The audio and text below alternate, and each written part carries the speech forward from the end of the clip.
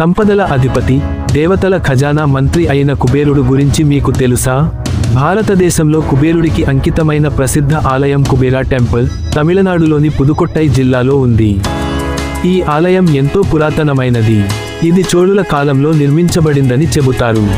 పురాణాల ప్రకారం కుబేరుడు ఒకసారి తన అహంకారంతో సంపదలను తప్పుగా ఉపయోగించాడు. అప్పుడే శివుడు అతనికి బుద్ధి చెప్పి భక్తితో జీవించాలని ఉపదేశించాడు. అప్పుడు కుబేరుడు ఈ ప్రాంతంలో తపస్సు చేసి శివుడి కృపతో తిరిగి తన సంపదలను పొందాడు. ఈ ఆలయంలో ముఖ్యమైన మహిమ ఏమిటంటే ఇక్కడ భక్తితో ప్రార్థిస్తే ఆర్థిక సమస్యలు తగ్గుతాయని నమ్మకం ఉంది. వ్యాపారం, ఉద్యోగం, ధనం పెరగాలని కోరుకునే వారు ప్రత్యేకంగా ఇక్కడికి వస్తారు.